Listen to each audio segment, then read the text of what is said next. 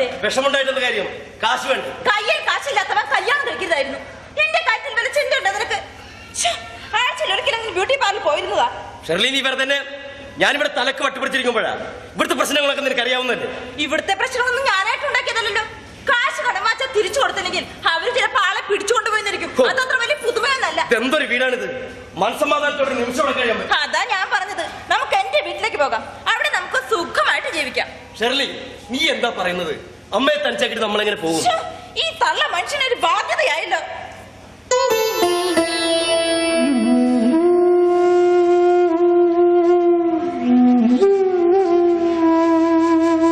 പ്രായമായ അപ്പനമ്മയും മക്കൾക്കൊരു ബാധ്യതയാ. പക്ഷെ എന്ത് ചെയ്യും? മരണം വരെ ജീവിച്ചല്ലേ ഒക്കൂ. അമ്മേ, ഷെർലി എന്തോ അറിയാതെ പറഞ്ഞു പോയതാ. അമ്മയെ തനിച്ചാക്കിട്ട് ഞാൻ ഇങ്ങോട്ടും പോയില്ല. അമ്മ കഴിക്കാൻ എന്തെങ്കിലും എടുത്ത്. പച്ചവെള്ളം അടുപ്പത്തിട്ട് തിളപ്പിച്ച ചോറാവില്ല മോനെ. ഇവിടെ അരി തീർന്നിട്ട് 2 ദിവസമായി. കഴിഞ്ഞ ദിവസം ജമീലിയോട് കുറച്ച് അരി വാങ്ങിച്ചതാ. ഇന്നലത്തെ അത്താഴത്തോടെ അതും തീർന്നു. അങ്ങേര് ഇവിടെ ഇല്ലാതായിട്ട് 1 മാസം പോലും തികഞ്ഞില്ല. കുടുംബം പട്ടിണിയായി. പട്ടിണിയും കഷ്ടപ്പാട് സഹിക്കാം. പക്ഷെ ഈ അപമാനം എങ്ങനെ സഹിക്കും? സ്വന്തം അപ്പനെ കൺമുന്നിൽ നിന്ന് പിടിച്ചു കൊണ്ടുപോയിട്ട് ഈ നിമിഷം വരെ നീ എന്തെങ്കിലും ചെയ്യും? എന്തിനാ? സ്വന്തം മോനെ പോലീസുകാരി വീട്ടിൽ നിന്ന് കൊണ്ടുപോയി. എന്നിട്ട് ഈ കുടുംബനാഥം ചെയ്ത എല്ലാരും കണ്ടതാണല്ലോ. ഇത് അതുപോലെയാണോടാ? അതെ, അതുപോലെ തന്നെയാ. എന്റെ മമ്മി ഇല്ലായിരുന്നെങ്കിൽ ഇവൻ ഇപ്പോഴും പുറലോകം കാണില്ലായിരുന്നു. അതുകൊണ്ട് ഈ കാര്യത്തിൽ എനിക്ക് വലിയ വിഷമൊന്നുമില്ല. എല്ലാവരും കൂടെ കൂടി ഇരുന്ന് ദുഃഖിച്ചിട്ടും കാര്യമില്ല. കാശുണ്ടോ? ആ നിമിഷങ്ങളെ വിട്ട് കിട്ടും. മോളെ, നീ വിചാരിച്ചതിനൊരു പരിഹാരം ഉണ്ടാവും. മമ്മയോട് പറഞ്ഞ. നിങ്ങൾക്ക് നാണമില്ല ഇങ്ങനെ ചോദിക്കാൻ?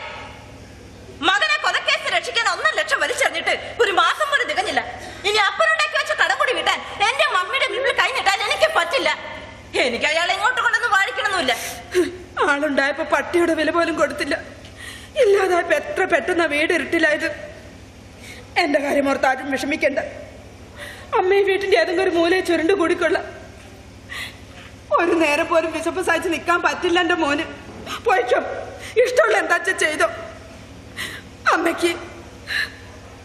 അമ്മയ്ക്കൊരു സങ്കടമില്ല.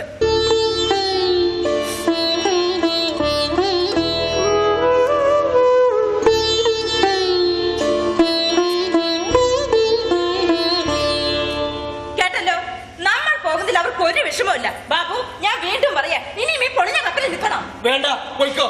നീ പോയി രക്ഷപ്പെട്ടോ. എന്നെ നോക്കണ്ട. നിന്റെ വീട്ടിലേക്ക് ഞാനില്ല. എന്താ കാര്യം? നിന്റെ അമ്മയെ സഹിക്കാൻ പറ്റില്ല. പൊങ്ങച്ച അഹങ്കാരം കൂട്ടിക്കുഴച്ചുണ്ടാക്കി ദൈവം അബദ്ധത്തിൽ പടച്ചോട്ടൊരു ജന്മമാവര്.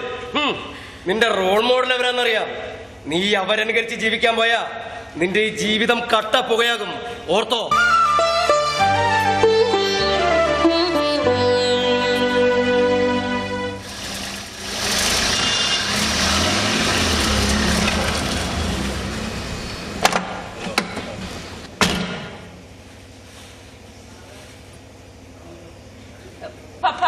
എന്താ ഇത്?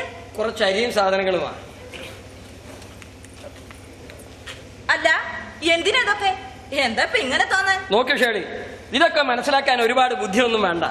വർക്ക് ഇവിടെ ഇല്ലാതായിട്ട് ദിവസം കുറച്ച് ആയില്ലേ. ബാബുവിനാണെങ്കിൽ പണിയൊന്നുമില്ല. വരുമാനമില്ലാതെ എങ്ങനെയാ മോളെ? Take it easy. വേറെ ആരും അല്ലല്ലോ, മോളുടെ പപ്പായല്ലേ. തൽക്കാലം അമ്മ ഇതറിയണ്ട. ഇവിടത്തെ കാര്യങ്ങളൊക്കെ എവിടം വരെയായി? വർക്കിയുടെ വിവരം വല്ലതും? ഒരു വിവരമില്ല.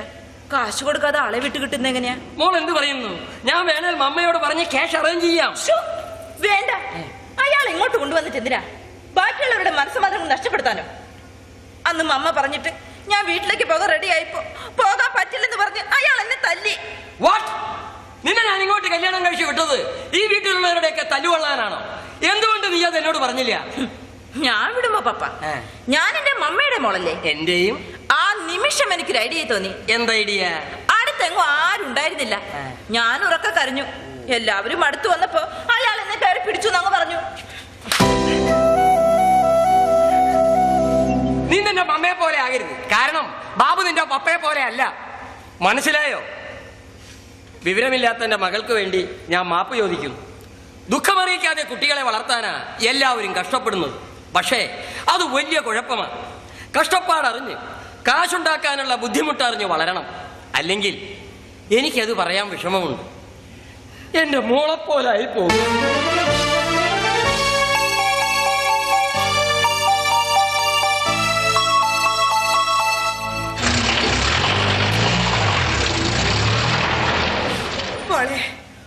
പെണ്ണിന്റെ ഏറ്റവും വിലയുള്ള ആഭരണ അവളുടെ മാനം.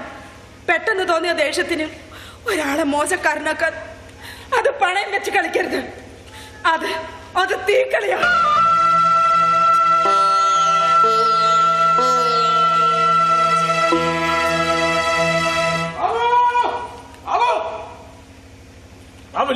ഉണ്ട്, വിളിക്കാം.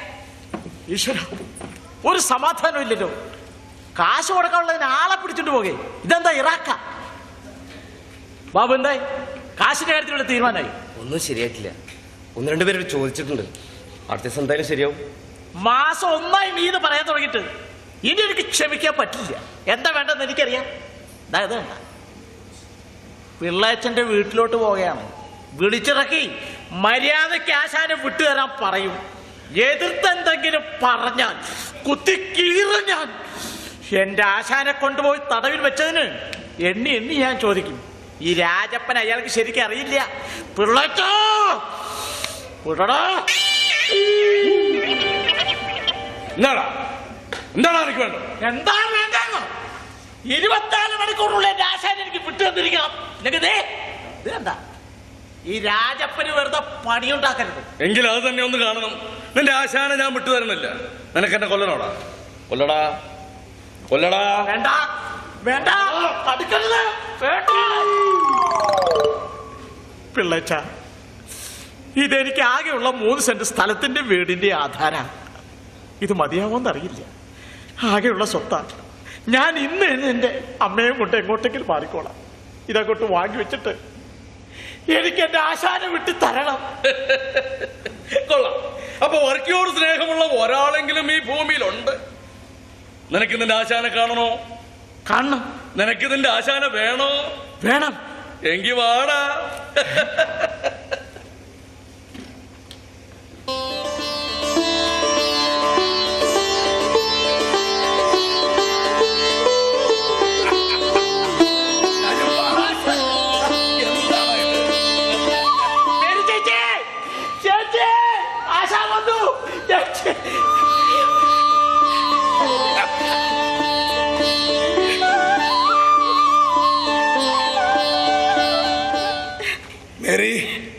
എന്നോട് ക്ഷമിക്കണം.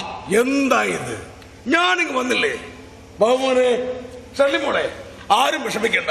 എനിക്കൊന്നും പറ്റില്ലല്ലോ. അപ്പച്ചൻ പോയതുപോലെ തിരിച്ചു വന്നില്ലേ? പോയതുപോലെയല്ല, വലിയൊരു വ്യത്യാസമുണ്ട്.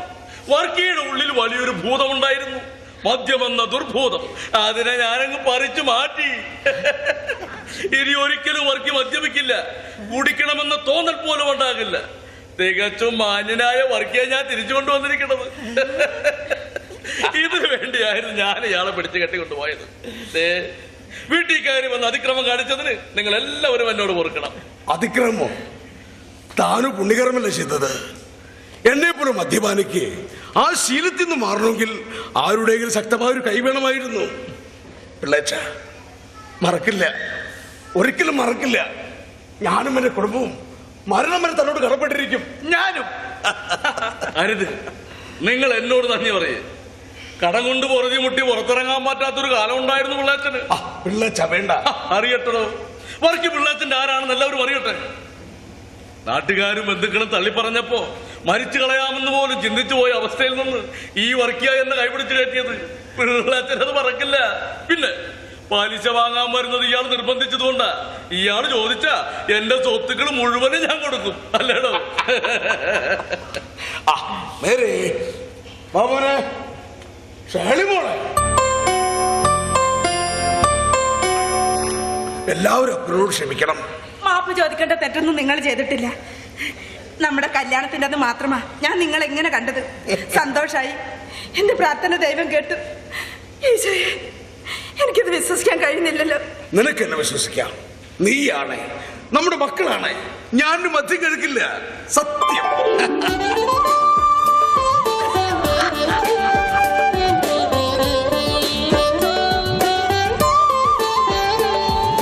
ഇതേതായാലും ഒന്ന് ആഘോഷിക്കണം.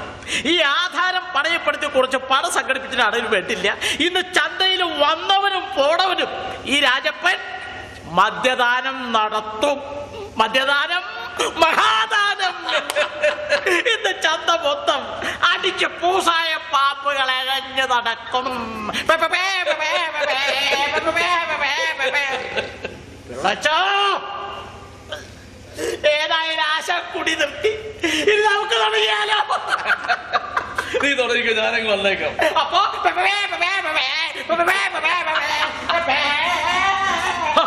ബാബുവൻ എന്തോ ഒരു സന്തോഷമില്ലാതെ അപ്പൻ കുടി നിർത്തിയത് കൊണ്ടാണ്. കുടിച്ച് വെളിവില്ലാതെ വന്ന് എന്റെ പെണ്ണിനെ കയറി പിടിച്ചതായാണ്. ഇയാൾ കുടിച്ചാലും കുടി നിർത്തിയാലും എനിക്കെന്താ? ഒരപ്പച്ചന്റെ സ്ഥാനത്ത് എനിക്ക് ഈ മനുഷ്യനെ ഒരിക്കലും കാണാൻ പറ്റില്ല.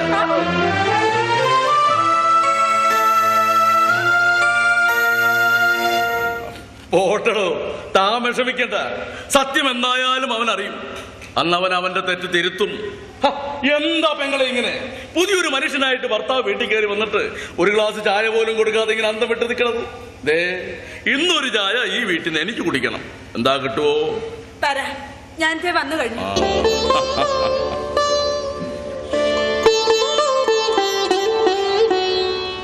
ചായ വേണമെന്ന് ഞാൻ മനഃപൂർവ്വം പറഞ്ഞതാ. ഞാനൊരു കാര്യം പറയാൻ പോവാ. നമ്മളൊക്കെ പ്രായമായ ആളുകളല്ലേ, അല്പം ധൈര്യമൊക്കെ വേണം. എന്താ എന്താ കാര്യം? എന്റെ അമ്മക്ക് എന്തെങ്കിലും? അല്ല പിന്നെ എന്താ പറ, മനുഷ്യനെ ഭ്രാന്ത് പിടിപ്പിക്കല്ലേ? അത് തന്റെ പെങ്ങളും അളിയനും കൂടി മകളുടെ കല്യാണത്തിന് കാശുണ്ടാക്കാൻ ഓടി നടക്കാണെന്ന് പറഞ്ഞിരുന്നില്ലേ? അടുത്ത ആഴ്ച നമുക്ക് അവിടെ വരെ പോകണം. കുറച്ച് കാശ് കൊണ്ടുപോയി കൊടുക്കണം. എന്തായാലും കൊടുക്കണം. കല്യാണം നമുക്ക് ആർഭാടമായി നടത്താം. പറയട്ടെ, കഴിഞ്ഞ ദിവസമായിരുന്നു അച്ചാര കല്യാണം. ആ, പറഞ്ഞ സമയത്ത് കാശൊക്കാതെ വന്നപ്പോ എന്ത് പറ്റി? മകളെ തനിച്ചാക്കിയിട്ട് അവർ രണ്ടുപേരും ആത്മഹത്യ ചെയ്തു. ഓ,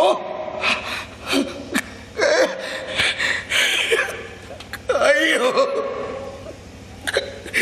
എന്റെ ക്ലാര പെണ്ണേ.